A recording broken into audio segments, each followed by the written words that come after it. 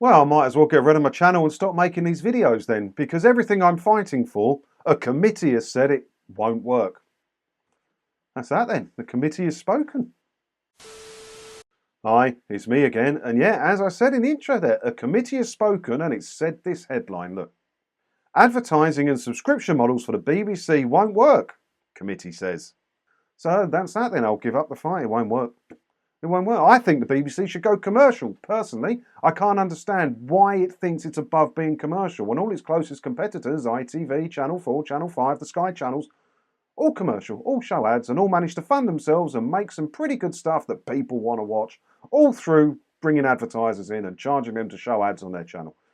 They seem to make it work. Netflix seem to make a subscription model work a treat, don't they? I had some problems recently, but it seems to be going quite well for them. Same as Disney Plus, Discovery Plus, Peacock, the endless amount of streaming services there are now. They seem to be making it work financially. But the BBC can't, and that's that. That's the end. So we'll just carry on with the TV licence then, shall we? Purely advertising or subscription models for BBC funding would not work, according to the chairwoman of the Communications and Digital Committee.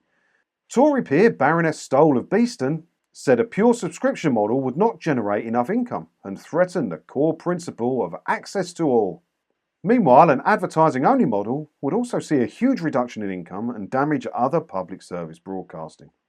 Lady Stoll also dismissed a government grant model, as it would risk editorial independence. Right, let's take what she said here and we'll have a closer look at it, shall we? A pure subscription model would not generate enough income and threaten the core principle of access to all. Granted. But ITV have managed it with their ITVX service. You can watch it for free on your phone, on your telly, whatever. But it's got ads in it. That's how it pays for itself. If you don't want the ads, give them a couple of quid a month. They'll knock the ads off. Access to all. So, yeah, don't get it. And ITV managed to fund themselves because it says here, look, an advertising-only model would see a huge reduction in income. Yes, it probably would. But ITV manage it. Again, ITV manage it. Channel 4 manage it. Channel 5 manage it. ITV's turnover is 1.4 billion quid a year. BBC get 3.7 billion a year from TV licence fees. So they would see a huge drop. But it doesn't mean they could not survive. It doesn't mean they shouldn't survive. Other channels manage it. Why do the BBC think they're so special that they have to be funded by taxing the hard-working British people? And she also dismissed a government grant model, as it would risk editorial independence, she said. As it would risk editorial independence. It's already a government grant. Basically, the government collect the licence fees, keep it in a bank and then pay it to the BBC. And they get the interest on the bank account. And let's face it, right, the licence fees put in place by Royal Charter, enforced by the government. So it's already a type of government grant. The BBC is already risking its editorial independence because it can't bite the hands that feed it now. The only way you'd have real editorial independence is if, commercial maybe, but if something comes up, you can't always say something bad about one of your main sponsors. So direct funding, like a subscription model, is the only way to have full editorial independence. There is no other way. The way the BBC is funded at the moment, it is not editorially independent. It's not going to bite the hand that feeds it. Why would you? It's 3.7 billion quid a year for doing jaff all. I wouldn't bite the hand either. We did not set out to recommend any individual funding model, though our evidence was clear that some would not work. However, she accepted that the funding model does need to be addressed. The status quo is not an option. We need to see changes from the BBC. What's she banging on about? She's saying they can't do advertising, they can't go pure subscription model, they can't have a government grant, but the status quo is not an option. It's the only option then, isn't it? Or the BBC closes.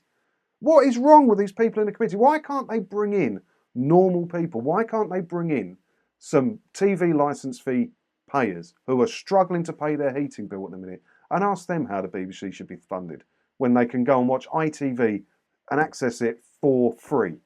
But to do that, you have to pay the BBC money. Bring in some normal human beings into these committees and get some real answers for once. Because all these Tory peers and everything, 159 quid a year to them is nothing. It's nothing if you're a Tory peer. If you're a baroness, 159 quid is nothing.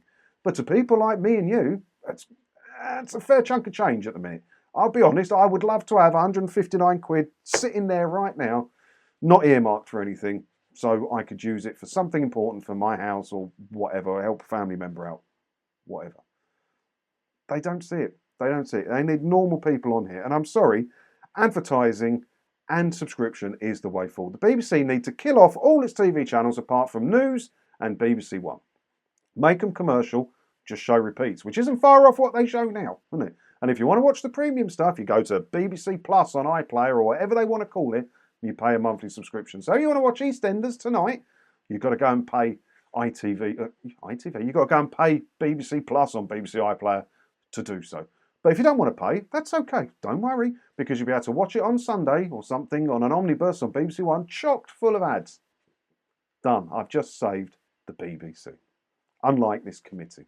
Useless. Absolute useless nonsense. I just cannot understand why it's only us. You know, we sit here and we talk, we discuss this in the comments, and I get emails from all you lot about it, and we can see how it could work being commercial. I don't understand it. I don't understand. They say here it would cost other public service broadcasters advertising revenue. I fail to believe that. There is more than enough advertising money going round. There's never been more advertising in the entire history of the world. There's enough money to go around. I'm sorry, there is. Let me know what you think about all this down in the comments below.